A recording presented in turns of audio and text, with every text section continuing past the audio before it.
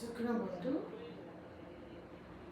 Poor leg circulation అని పాదాలకి రక్త ప్రవాహము సరిగ్గా అందనప్పుడు మనకి పాదాల దగ్గర వాపులు, యాంకిల్స్ దగ్గర వాపులు, పాదాల దగ్గర వాపులు వచ్చే అవకాశం ఉంది. జనరల్గా ఓల్డ్ ఏజ్లో కూడా అట్లా వస్తాయి. ఒకసారి హార్ట్ కంప్లైంట్ ఉన్నా, లివర్ కంప్లైంట్ ఉన్నా వస్తాయి. అట్లాంటి కంప్లైంట్స్ ఏమి లేకపోయినా ఓల్డ్ ఏజ్ వచ్చేసరికి 60, 70, 80 అట్లా దాటేసరికి 60 దాటిన తర్వాత కూడా పాదాలకి గ్రావిటేషనల్ ఫోర్స్కి సహజంగా రక్తము పాదాల వైపు లాగబడుతుంది.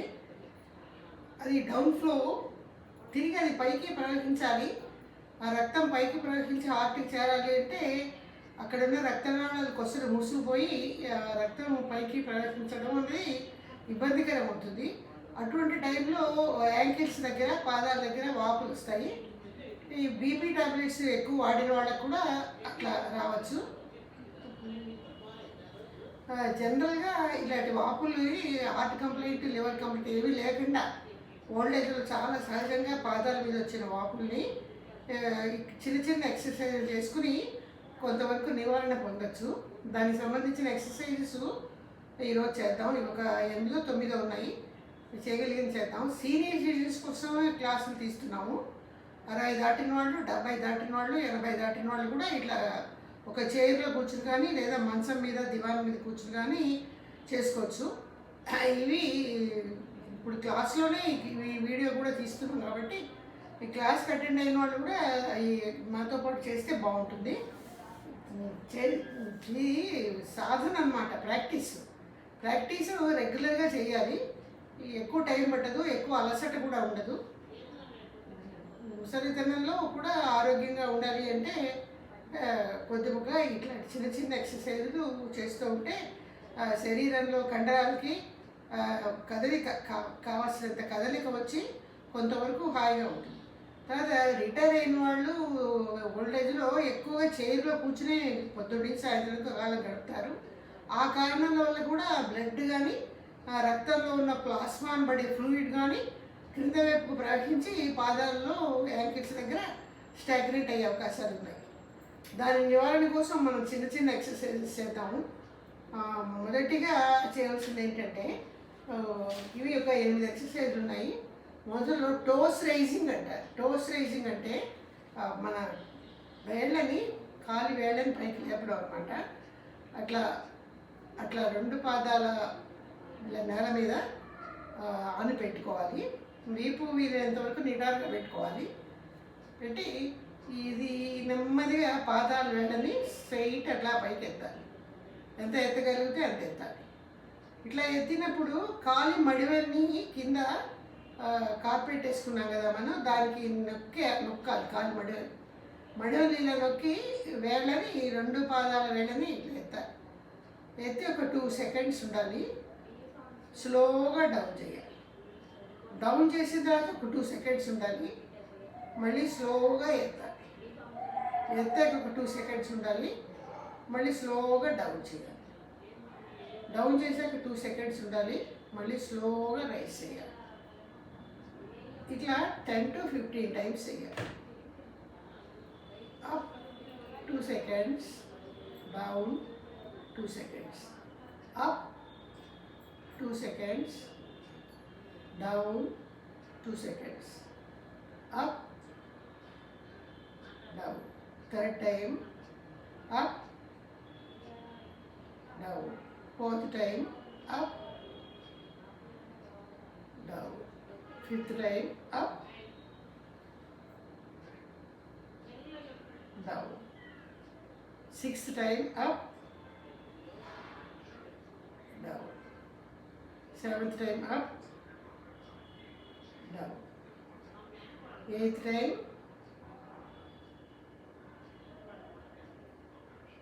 Ninth time, 10th time. ఇలా చేయడం వల్ల ఇక్కడ ఏం జరుగుతుందంటే కాలి మడివని ఇలా వేళ్ళని ఇట్లా ఎత్తినప్పుడు వేళ్ళని కూడా ఇలా స్ప్రెడ్ చేయాలి. వీలైనంత వరకు వేళ్ళని ఇట్లా స్ప్రెడ్ చేయాలి. కాలి మడిమ భాగాన్ని నేలకు గట్టిగా అదమాలి. మడిమ భాగాన్ని నేలకు అదిమినప్పుడు అక్కడ నెమ్మదిగా మన కాప్ పంప్ అని ఉంటుంది యాంకిల్స్ దగ్గర, ఆ పంపు ఓపెన్ అవుతుంది. వేళ్ళని ఇలా స్ప్రెడ్ చేసి పక్కకి డౌన్ చేస్తాం. వేళ్ళని ఇలా స్ప్రెడ్ చేసినప్పుడు అరిపాదంలో నెట్వర్క్ ఆఫ్ నరాలు ఉంటాయి. ఆ నరాలన్నీ ఈ ఓల్డ్ ఏజ్లో కొంతవరకు ఇన్యాక్టివ్ అయిపోయి డల్ అవుతాయి అన్నమాట. వాటిని యాక్టివేట్ చేస్తున్నాం. ఇట్లా వేళ్ళని ఇలా పైకి ఎత్తి వేళ్ళని ఇలా స్ప్రెడ్ చేస్తాం, కాలు వేళ్ళని. ఆ పాదాల్లో అరిపాదాల్లో ఉన్న నరాలకి యాక్టివేషన్ వచ్చి అక్కడ ఒకవేళ డెడ్ నర్వ్ ఏమైనా ఉంటే అవి అవేకిండ్ అవుతాయి. డెడ్ కాకపోయినా నిద్రారణంగా కనుక ఉన్న నర్వస్ సిస్టమ్ ఉంటే అక్కడ అది అవేకిండ్ అవుతుంది. నిద్ర లేచినట్టుగా మేలుకొల్పినట్టు అవుతుంది అన్నమాట. ఇట్లా ఎత్తినప్పుడు యాంకిల్ పంపు ఓపెన్ అయ్యి రక్త ప్రవాహం పైకి వెళ్తుంది. యాంకిల్స్ ద్వారా పాదాల్లో కూడగట్టుకున్న రక్త ప్రవాహం పైకి వెళ్తుంది. ఇక్కడ పంపు ఓపెన్ అయ్యి ఇట్లా అన్నప్పుడు పాదాలలో ఉన్నటువంటి నెట్వర్క్ యాక్టివేట్ అవుతుంది, నరాలు యాక్టివేట్ అవుతాయి అన్నమాట. దీనివల్ల ఏమవుతుంది, మనకి పాదాలలో నంబునెస్ కానీ, అంటే ఒక్కోసారి అందరికీ కాదు, డయాబెటిక్ వాళ్ళకి అక్కడ కొంచెం నంబునెస్ ఉంటుంది అనమాట, స్పర్శ తక్కువగా ఉంటుంది అరిపాదాలకి, అది కూడా తగ్గుతుంది దీనివల్ల. అక్కడ అరిపాదాల నరాలన్నీ ఏవేకెన్ అవుతాయి కాబట్టి. ఇది మొదటి ఎక్సర్సైజు. రెండో ఎక్సర్సైజు మనం కాలి మడివెల్ని ఎత్తుతాం. ఇప్పుడు మొదటి ఎక్సర్సైజ్లో ఇట్లా ఎత్తాము, డౌన్ చేసాం, ఇట్లా ఎత్తాము, డౌన్ చేసాం. ఈసారి రెండో ఎక్సర్సైజ్లో కాలు మడవల్ని ఎత్తుతాం. అలా 2 సెకండ్స్ ఉండాలి. స్లోగా డౌన్ చేయాలి. కిక్గా చేయకూడదు, ఏ ఎక్సర్సైజ్ కిక్గా చేయకూడదు. మీకు ఇది కనపడాలంటే పాదాలు ఇది కొద్దిగా ఇట్లా సర్ది ఇట్లా ఎత్తితే కొద్దిగా మీకు నా యాంకిల్స్ కనిపిస్తాయి. అట్లా ఎత్తాలి. 2 సెకండ్స్ ఉండాలి. డౌన్ చేయాలి. Second time up, down. Third time up, down. Fourth time up, down. Fifth స్లోగా ఎత్తాలి, స్లోగా డౌన్ చేయాలి. క్విక్గా చేస్తే ఏం పని జరగదు. Up, down. 10 to 15 minutes. Up, పైకి ఎత్తినప్పుడు 2 సెకండ్స్ ఉండాలి. స్లోగా డౌన్ చేశాక మళ్ళీ ఎత్తడానికి కూడా 2 సెకండ్స్ టైం తీసుకోవాలి. 6th time up, down. 7th time up, down. 8th time up, down. 2 seconds అంటే చాలా తక్కువ కాలమే. 9, డౌన్. 10, డౌన్. 10 to 15 టైమ్స్ చేయాలి. కాళ్ళ మడవెల్నే ఎత్తుతున్నాం. మొదటి ఎక్సర్సైజ్లో టోస్ భాగాన్ని ఎత్తాము, ఇప్పుడు కాళ్ళ మడవెల్నే ఎత్తుతున్నాం. ఇలా మడవెల్ని ఎత్తినప్పుడు ఇందాక చెప్పినట్టుగా ఆ కాలి మడవెల దగ్గర పిక్కల్లో యాంకిల్ పంప్స్ ఉంటాయి, పంపు ఉంటుందన్నమాట. అది ఈ ఓల్డ్ ఏజ్లో 60 ఏళ్ళు వచ్చిన తర్వాత ఆ పంపు క్లోజ్ అవుతుంది. అది క్లోజ్ అవ్వబట్టి కిందకి చేరుకున్నట్టు గ్రావిటేషనల్ ఫోర్స్ అనుకూలంగా కిందకి చేరిన ఫ్లూయిడ్స్ ఉంటాయి రక్తంలో. ఆ ఫ్లూయిడ్స్ కానీ రక్తం కానీ అక్కడే స్టాగ్నేట్ అయిపోయి పాదాలు వాచడం, యాంకిల్స్ వాచడం జరుగుతుంది.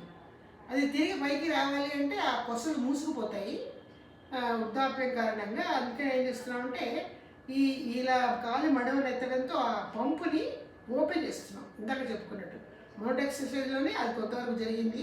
ఈ ఎక్సర్సైజ్లో ఆ పంపు చాలా బాగా ఓపెన్ అవుతుంది. ఈ పంపు చక్కగా ఓపెన్ అవుతుంది. అది ఓపెన్ అయిపోతే ప్రవాహం కింద నుంచి పాదాల నుంచి కాలి మడిమెల ద్వారా పిక్కల్లోకి ప్రవేశించడానికి అనుకూలత ఏర్పడింది. ఇట్లా చేయడం వల్ల కేవలం ఇది ఒకటే కాదు, షుగర్ వ్యాధిగ్రస్తులకు కూడా ఈ ఎక్సర్సైజ్ రెండోది చాలా ఉపయోగపడుతుంది. అదేంటంటే ఈ పిక్కలకి వెనక భాగంలో సోలస్ SOLUS మజిల్ అనే ఒక మజిల్ డీప్గా ఉంటుందన్నమాట. దాన్ని కనుక యాక్టివేట్ చేస్తే ఆ మజిల్ లోపల మనకి ఈ రక్తంలో ఆహారం తీసుకున్నాక రక్తంలో చేరుకున్నటువంటి గ్లూకోజు, షుగరు శరీరంలో ఉన్న ఇతర కణాల్లోకి చేరడాన్ని ఆపుతుంది.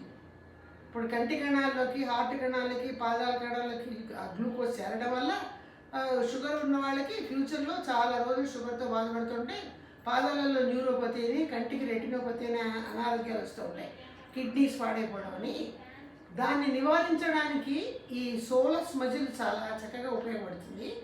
ఇట్లా ఎత్తినప్పుడు గమనించి చూస్తే కాలి పిక్కల వెనకాల ఉన్న కండరాలు కాంట్రాక్ట్ అవుతాయి, స్క్వీజ్ అవుతాయి. ఇట్లా అది గమనిస్తాము, స్క్వీజింగ్ గమనిస్తాం, పిక్కల్లో స్క్వీజింగ్.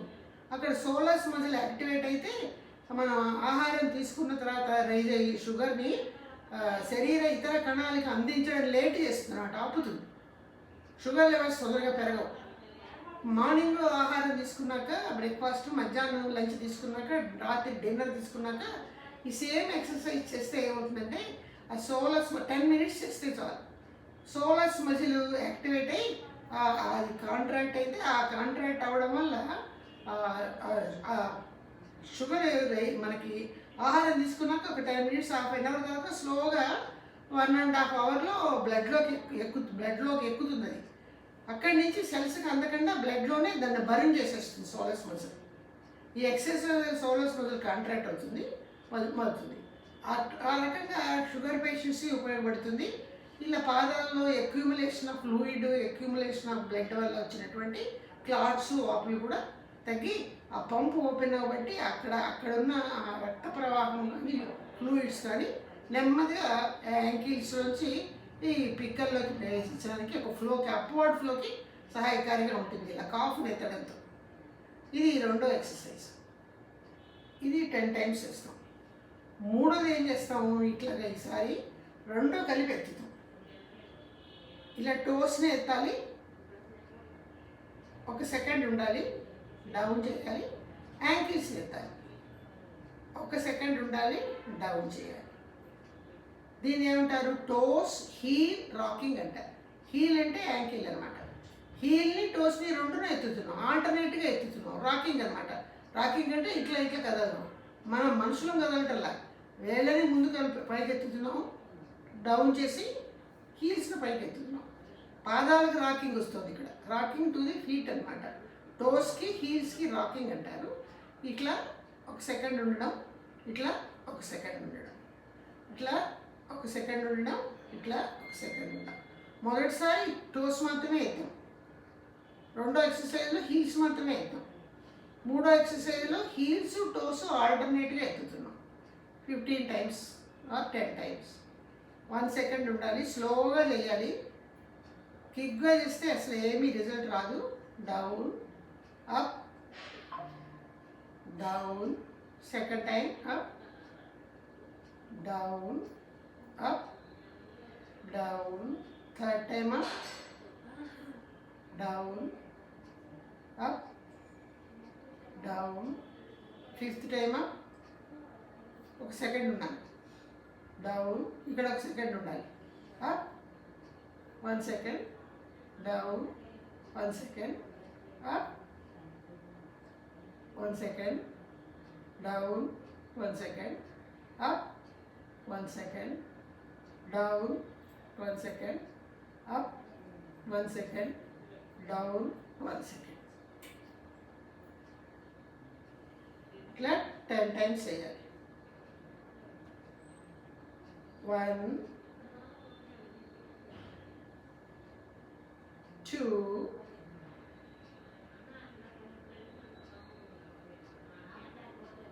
3,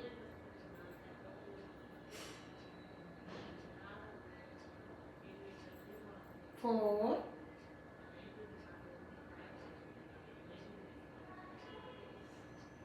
5, 6,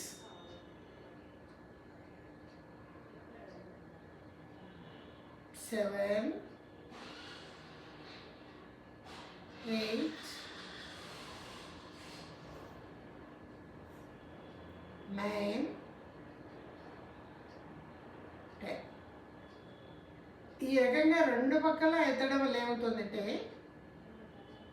అక్కడ అక్యూములేట్ అయిన ఫ్లూయిడ్, పాదాల్లో గడ్డలు కట్టి అక్యూములేట్ అయిన రక్తం కానీ, రక్తంలో ఉన్న ప్లాస్మా అనే ఫ్లూయిడ్ కానీ క్రమంగా ప్రవాహాన్ని పిక్కల వరకు తీసుకొస్తుంది. పిక్కల వరకు తీసుకొస్తుంది. ఇప్పుడు మొదటి ఎక్సర్సైజ్ వల్ల, రెండో ఎక్సర్సైజ్ వల్ల యాంకిల్ పంప్ ఓపెన్ అయ్యి కాలి మడివెల్లోంచి రక్త ప్రవాహం పిక్కల వరకు వచ్చింది. ఇప్పుడు ఈ చేస్తున్న దానివల్ల ఏమవుతుందంటే ఇంకా ఈ పిక్కల అడుగుబాగా నుంచి ఇంకా కొంచెం ఇలా పైకి వస్తుంది అన్నమాట. ఈ రాకింగ్ వల్ల ఇంకా ప్రవాహం నెమ్మదిగా పైకి వస్తుంది. ఇట్లా రాకింగ్ వల్ల కింద ఒత్తిడి ఎక్కువ జరిగి ప్రవాహం ఇంకా పైకి వస్తుంది. ఈ రకంగా రాకింగ్ చేయడం వల్ల ఎక్కువగా ఏమిటంటే డ్యామేజ్డ్ అయినటువంటి నరాలు ఉంటాయి చూసారా, పాదాలలో డ్యామేజ్ అయిన నరాలు డయాబెటిక్ వల్ల కొన్ని అవుతాయి. అవి ఏం చేస్తాయి, రక్త ప్రవాహాన్ని పైకి తీసుకొచ్చి చేస్తాయి. ఆ రక్తంలో ఆక్సిజన్ సప్లై తక్కువగా పాదాలకు అందబట్టే అసలు ఈ వాపులు రావడానికి, అక్యూములేట్ అయ్యే ఫ్లూయిడ్ రావడానికి కారణం. కాబట్టి ఆక్సిజనేటెడ్ బ్లడ్ పైకి ప్రవాహం పైకి వస్తుంది అనమాట. ఆక్సిజనేటెడ్ బ్లడ్ పైనుంచి పాదాలకు అందుతుంది, పైకి రావడం కాదు. ఆక్సిజనేటెడ్ బ్లడ్ పంప్ ఓపెన్ అయింది కాబట్టి హార్ట్ దగ్గర నుంచి ప్రవాహం వచ్చి పాదాలకి ఆక్సిజనేటెడ్ బ్లడ్ అందుతుంది. అదొక లాభం కలుగుతుంది. బ్యాడ్ అంటే చెడు రక్తం పాదాల్లో అక్యుములేట్ అయితే అది నెమ్మదిగా ప్రవాహం పైకి వచ్చి హార్ట్కి చేరుతుంది ప్యూరిఫికేషన్ కోసం. హార్ట్లో ప్యూరిఫై అయిన రక్తము నెమ్మదిగా కింద ప్రవహించి పాదాలకు చేరుతుంది.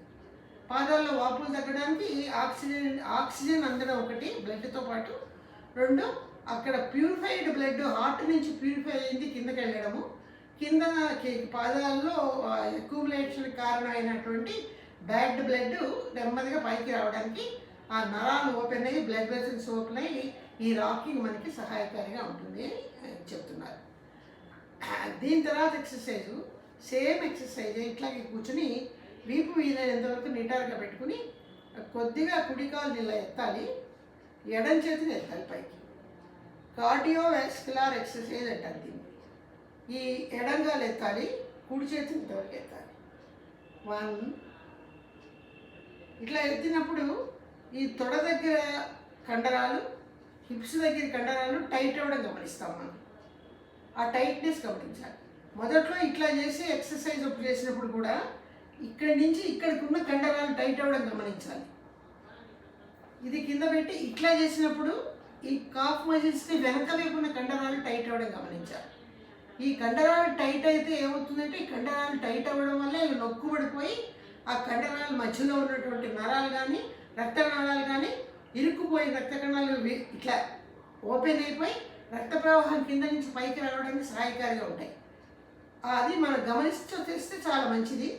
ఇట్లా అన్నప్పుడు ముందు వైపు కండరాలు టైట్ అవ్వడం, ఇట్లా అన్నప్పుడు వెనుక వైపు కండరాలు టైట్ అవ్వడం గమనించాలి. ఆ కండరాలు టైట్ అవ్వడంతో ఆ మధ్యలో ఉన్నటువంటి నరాలు 72,000 నరాలు ఉంటాయి మానవ శరీరంలో. ఆ నరాలన్నీ కూడా చచ్చుబడిపోవడం బట్టే ఈ వాపులు రావడానికి దానికి కారణం. అక్కడ రక్తం సరిగ్గా అందక అవి ప్రెస్ చేస్తాం, కాంట్రాక్ట్ అవుతుంది. కాంట్రాక్ట్ అయిన తర్వాత మళ్ళీ రిలీజ్ అవుతుంది వదిలేసినప్పుడు. రిలీజ్ అయినప్పుడు ఒక్కసారి రక్త ప్రవాహం, ఇప్పుడు ట్యాప్ నుంచి మొక్కలకు నీళ్లు పడ్డానికి గొట్టాలు పెట్టామనుకోండి ట్యూబ్స్, వాటిలో ప్రవాహం ఒకసారి టైట్ చేసి వదిలేమంటే ఆ గొట్టాన్ని ఫ్రీగా ఎక్కువ అయిపోతుంది. కాబట్టి నరాల నుంచి రక్తనాళాల నుంచి రక్తం కానీ సెన్సేషన్ కానీ బ్రెయిన్కి చేరడానికి, కింద నుంచి పైకి చేరడానికి ఆ టైట్నెస్ ఉపయోగపడుతుంది. ఇట్లా అన్నప్పుడు ఈ పార్ట్ టైట్ అయింది, ఇట్లా అన్నప్పుడు ఈ పార్ట్ టైట్ అయింది. ఆ 2 ఎక్సర్సైజ్ల వల్ల. ఈ 3వ ఎక్సర్సైజ్ వల్ల రాకింగ్ వల్ల ప్రవాహం కింద నుంచి పైకి రావడానికి ఉపయోగకారిగా ఉంది. ఈ 4వ ఎక్సర్సైజ్ ఏం చేస్తుంది, ఇక్కడి నుంచి ఇక్కడ వరకు వచ్చినటువంటి ప్రవాహాన్ని ఈ మోకాళ్ళ నుంచి పైకి తొడల్లోకి హిప్స్ వరకు తీసుకొస్తుంది, తొడలకి హిప్స్కి తీసుకొస్తుంది. చేయి ఇట్లా అంటాం ఆల్టర్నేట్గా. ఈ కాలు ఎత్తినప్పుడు ఇలా బట్టి ఈ కార్డియక్ ప్రాంతంలో ఉన్న రక్తనాళాలు కూడా వైడెన్ అయ్యి ఆ ఇంప్యూర్ బ్లడ్ కింద నుంచి పైకి వచ్చినప్పుడు ఇక్కడ ఉన్న హార్ట్ కలుగుతుంది. కార్డియోవాస్కులర్ అనేది అందుకే ఇక్కడ రక్తనాళాలు కూడా వైడెన్ అవుతాయి. చెయ్యి ఇలా అన్నప్పుడు, కాలు ఇలా అన్నప్పుడు ఈ తొడ హిప్ దగ్గర మజిల్స్ టైట్ అవ్వడం, ప్రవాహము ఇక్కడికి రావడం కింద నుంచి.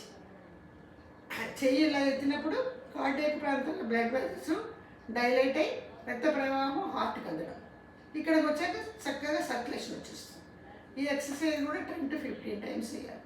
కుడికాలు ఎత్తి ఇక్కడ టైట్ అవ్వడం గమనించి ఈ చెయ్యి ఎత్తి ఇక్కడ హార్ట్ వెజల్స్ కానీ వైడన్ అవుతున్నాయి, రక్త ప్రవాహం హార్ట్కి అందుతుంది.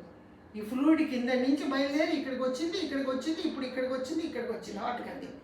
ఈ 4 ఎక్సర్సైజ్ల వల్ల పాదాల్లో అక్యూములేట్ అయిన ఫ్లూయిడ్ని, బ్లడ్ని హార్ట్ వరకు తీసుకొస్తున్నాం పంపు ఓపెన్ చేసి.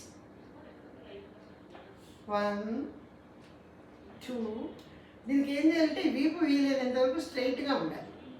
స్ట్రైట్గా ఉంటేనే ఇక్కడి నుంచి ఇక్కడికి ప్రవాహం పైకి రావాలంటే ఇట్లా వంకరగా ఉన్నా, ఇట్లా ఉన్నా అది స్లో అయిపోతుంది ప్రవాహం. స్ట్రైట్గా ఉంచుకుని చేయడానికి ప్రయత్నం చేయాలి. ఓల్డ్ ఏజ్లో వీపు స్ట్రైట్గా పెట్టడం కొంచెం కష్టమే, కానీ ప్రయత్నం చేస్తే మంచిది.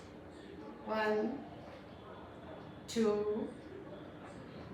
3 4 5 6 7 8. ఇలా అన్నప్పుడు ఒక క్షణం ఉండి గమనించండి. ఇక్కడ దగ్గర ఈ పిరుదుల భాగంలో కండరాలు గట్టిగా అవ్వడం, కాంట్రాక్ట్ అవ్వడం.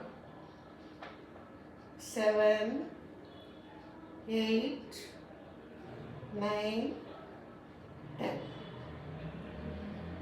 11 12 13 14 15 16 17 18 19 20 టైమ్స్ ఇవ్వాలి ఎక్సర్సైజ్. ఎందుకంటే ఆల్టర్నేట్గా ఒక్కొక్క కాలు చేస్తున్నాం కదా. ఇంతకుముందు పాదాలు చేసినప్పుడు ఇట్లా చేసినప్పుడు ఇట్లా చేసినప్పుడు 2 కాళ్ళు కలిపి చేసాం కాబట్టి 10 సార్లు. ఇప్పుడు ఒక్కొక్క కాలు చేస్తున్నాం కాబట్టి ఈ కాలుకి 10, ఈ కాలుకి 10, 20 టైమ్స్ ఇవ్వాలి. దీని తర్వాత 1 2 3 4 చేసాం. 5వ ఎక్సర్సైజు పాదాన్ని నెమ్మదిగా ఇలా ముందుకు పెట్టి ఇట్లా తిప్పాలి. Ankle rounds. 1 2 3 4 5. వెనక్కి మళ్ళీ యాంటీ క్లాక్ వైజ్. 1 2 3 4 5 చేసిన తర్వాత వేళ్ళ భాగాన్ని ముందుకి ఇలా నొక్కి పెట్టి స్లోగా పైకెత్తి, ఎత్తిన తర్వాత 1 సెకండ్ ఉండాలి. ముందుకు నొక్కి పెట్టి 1 సెకండ్ ఉండాలి. స్లోగా ఎత్తి 1 సెకండ్ ఉండాలి. 2 3 4 5. ఈ కాలు ఎత్తి కొద్దిగా పాదం కొద్దిగా ఎత్తి 1 2 3 4 5. 1 స్లోగా 2 3 4 5. 1 2 3 4 5. ఈ ఎక్సర్సైజ్ వల్ల కూడా యాంకిల్స్ దగ్గర పాదాల్లోనూ ఉన్నటువంటి అక్యుములేటెడ్ ఫ్లూయిడ్ మొదట్లో ఒక రౌండ్ నెమ్మదిగా కింద నుంచి పై వరకు తీసుకొచ్చాం. ఇంకా మిగిలింది ఏమైనా ఉంటే, మొత్తం ఒకసారి రాదు, ఇంకా మిగిలింది అక్కడ అక్యుములేట్ అయింది మిగిలింది కనుక ఉంటే ఈ రొటేషనల్ పాదాల్లో రక్తనాళాలన్నీ కదలికి వస్తుంది. ఈ పాదాలలో యాంకిల్స్ దగ్గర గూళ్ళు కట్టినటువంటి ఫ్లూయిడ్, బ్లడ్, దానివల్ల అదంతా అక్కడ ఇరుగ్గా అయిపోయి టైట్గా అయిపోతుంది అనమాట. అంటే ఆ మిగులు తరుగుగా ఉన్నటువంటి భాగం కూడా పైకి రావడానికి, అక్కడ రక్తనాళాలన్నీ కూడా యాక్టివేట్ అవ్వడానికి ఇట్లా రౌండ్స్ తిప్పాలి. రౌండ్స్ తిప్పిన తర్వాత మొత్తం ఆ పాదాల పైన కింద పక్కన యాంకిల్స్ దగ్గర ఉన్న అన్నీ కూడా యాక్టివేట్ అవుతాయి అన్నమాట. మిగిలిన ఫ్లూయిడ్ ఏమైనా ఉంటే అది కూడా యాక్టివేట్ అవుతుంది. ఇలాగా చేయబట్టి టోస్ను తీసుకెళ్ళి డౌన్వర్డ్ ఫేసెస్ పెట్టడం, టోస్ ఫ్లెక్సార్ అంటారు దీన్ని. ఇలా పైకి పెట్టి 1 సెకండ్ రెస్ట్ ఇవ్వడం. దీనివల్ల ఏమవుతుందంటే అక్కడ మెత్తపడి ప్రవాహం అంతా కూడా పల్చగా అయిపోయింది, తిరిగి మళ్ళీ యాంకిల్ ద్వారా పైకి నెట్టబడుతుంది. ఈ ఎక్సర్సైజ్ వల్ల యాంకిల్ ద్వారా పైకి నెట్టబడుతుంది. ఒక లెవెల్లో ఫ్లూయిడ్ పైకి తీసుకొచ్చాము. ఇప్పుడు మిగిలింది ఏమైనా పాదాల్లో ఉంటే సెకండ్ టైం మళ్ళీ చేస్తున్నాం అన్నమాట. ఇట్లా రౌండ్ ఇవ్వడం 5 టైమ్స్, ఇటు రౌండ్ ఇవ్వడం 5 టైమ్స్, ఈ టోస్ ఫ్లెక్సార్ చేయడం, ఏదైనా స్లోగా చేయాలి. ఈ ఎక్సర్సైజ్ అయిపోయిన తర్వాత ఇప్పుడు మొదట్లో మనం చేసింటే మళ్ళీ ఇక్కడ కొద్దిగా రిపీట్ చేయొచ్చు. అదేంటంటే లెగ్ని స్ట్రైట్ చేసేసాము. ఇదే సెకండ్ టైం మళ్ళీ కొంచెంగా ఫ్లూయిడ్ బయట తీసుకొస్తున్నాం అనమాట. ఈ కుడి కాలిని ముందు ఎడం కాలిని ఇట్లా పైకి పెట్టి స్ట్రైట్గా పెట్టి ఒక 2 seconds 3 seconds ఉండి మళ్ళీ టోస్ ఫ్లెక్సార్ చేయాలి. టోస్ ఫ్లెక్సార్ చేయాలి.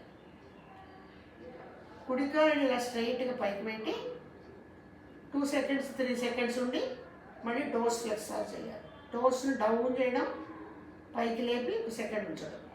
టోస్ని డౌన్ చేయడం, పైకి లేపి 1 second ఉంచడం. డౌన్, స్ట్రైట్గా ఇట్లా పెట్టాలన్నమాట. ఎంత స్ట్రైట్ పెట్టగలిగితే అంత. నడుం కూడా స్ట్రైట్గా ఉంచే ప్రయత్నం చేయాలి. టోస్ ఫ్లెక్సార్ అంటే టోస్ని down 1 second, up 1 second, down 1 second, up 1 second, 5 times. ఈ కాలు అయితే down 1 second, up, down, up 3 times చేసాము. 4th time, 5th time,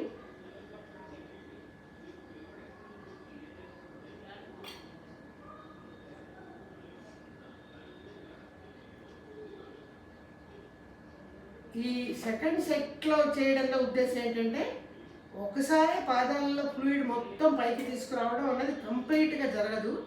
అందుకని సెకండ్ సెట్లో రొటేషన్ చేసి మిగిలిపోయిన దాన్ని కూడా పైకి తేవడం, కాలు ఇలా పెట్టి ఇట్లా అనడం వల్ల కూడా ఆ పాదాల దగ్గర యాంకిల్స్ దగ్గర వచ్చినటువంటి దాన్ని నెమ్మదిగా కాఫ్ మజిల్స్లోకి, మోకాళ్ళలోకి ఇక్కడికి తీసుకురావడం. ఇక్కడ బ్లాడర్ ఉంటుంది, ఈ బ్లాడర్ వరకు ఫ్లూయిడ్ తీసుకురావాలి. అక్కడి నుంచి నెమ్మదిగా ఇలా అన్నప్పుడు, ఇట్లా అన్నప్పుడు ఆ ఫ్లూయిడ్ని నెమ్మదిగా పైకి ఇలా యాంకిల్స్ నుంచి పిక్కల నుంచి మోకాళ్ళకి, మోకాళ్ళ నుంచి తొడలకి, ఇక్కడ బ్లాడర్ పార్ట్లోకి మైగ్రేట్ చేసి తీసుకొచ్చాం. అది సెకండ్ సెట్ అనమాట. అంటే ఇక్కడి నుంచి సెకండ్ సెట్. మొదటి 5 ఒక సెట్టు, ఇది సెకండ్ సెట్లో కూడా మళ్ళీ పాదాల నుంచి పైకి లాక్కొచ్చే ప్రయత్నం చేస్తున్నాం. ఈ కాలికి 5 times కానీ 10 times కానీ రొటేషన్, యాంకిల్ రొటేషన్, తర్వాత టోస్ ఫ్లెక్సార్, తర్వాత దాని తర్వాత మళ్ళీ ఇలా పెట్టి టోస్ ఫ్లెక్సార్ చేస్తుంటే యాంకిల్స్ దగ్గర ఉండండి ఇక్కడికి లాక్కొస్తుంది. బ్లాడర్లోకి లాక్కొచ్చిన తర్వాత ఫ్లూయిడ్ కిడ్నీస్ బ్లాడర్కి చేరి డిశ్చార్జ్ అయిపోతుంది యూరిన్ రూపంలో. పాదాల్లో అక్యూములేట్ అయిన ఫ్లూయిడ్ని పైకి లాక్కొచ్చి బ్లాడర్కి చేర్చి, అట్లాగే కిడ్నీస్కి చేర్చి ఫిల్టర్ అయి డిశ్చార్జ్ అయిపోతుంది. అక్కడ పాదాల్లో అక్యూములేట్ అయిన ఫ్లూయిడ్ బయటకు వచ్చేసింది. అట్లాగే రక్తం ఏం చేస్తుంది, బ్యాడ్ బ్లడ్ అక్కడ ఉండబట్టే వాపులు, నొప్పులు, దురదలు, ఇన్బ్యాలెన్స్గా ఉండడం, నడవలేకపోవడం. రక్త ప్రవాహాన్ని నెమ్మదిగా ఇట్లా చేసే ఎక్సర్సైజ్ వల్ల మనం ఏం చేసాం, హార్ట్ వరకు తీసుకొస్తున్నాం. ఫ్లూయిడ్ని బ్లాడర్ వరకు తీసుకొచ్చాం, రక్తాన్ని హార్ట్ వరకు తీసుకొచ్చాం. ఇట్లా చేస్తున్నాం. హార్ట్ దగ్గరికి వచ్చాక బ్యాడ్ బ్లడ్ సర్క్యులేషన్ ప్యూరిఫై అయిపోతుంది. కాబట్టి బ్లడ్ సర్క్యులేషన్ ప్యూరిఫికేషన్ చేస్తున్నాము. అట్లాగే అక్యూములేటెడ్ ఫ్లూయిడ్ని కిడ్నీస్కి తీసుకొచ్చి ఫిల్టర్ అయ్యి వెళ్ళిపోయేటట్టు చేస్తున్నాము. ఇంకో లాభం ఏంటంటే మూడోది నరాలన్నమాట.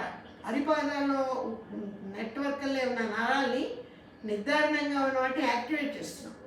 ఆ నరాలు నిర్ధారణంగా ఉండడం ఏమవుతుందంటే పాదాల స్పర్శ తగ్గుతుంది, మంటలు వస్తాయి పాదాల్లో, షుగర్ ఉన్న వాళ్ళకి ఇట్లా ముళ్ళు గుచ్చుకుంటున్నట్టు ఫీలింగ్ ఉంటుంది. అది తగ్గడానికి కూడా ఉపయోగపడుతుంది అన్నమాట. నరాల్ని యాక్టివేట్ చేయడానికి, చచ్చుబడిన నరాల్ని యాక్టివేట్ చేసి నరాలు ఎట్లా వస్తాయి నెమ్మదిగా ఆ కదలిక వల్ల పైకి ఇలా వచ్చి ఇక్కడికి వచ్చి ఇట్లా వచ్చి బ్రెయిన్కి చేరుతాయి. అందుకే వీపు స్ట్రైట్గా పెట్టమంటారు ఈ ఎక్సర్సైజ్ తప్పనిసరిగా. వెన్నెముక ద్వారా బ్రెయిన్కి అందాలి నరాలు. పాదాల్లో చచ్చుపడిపోయిన నరాల కొసలు మూసుకుపోయిన యాక్టివేట్ అయ్యి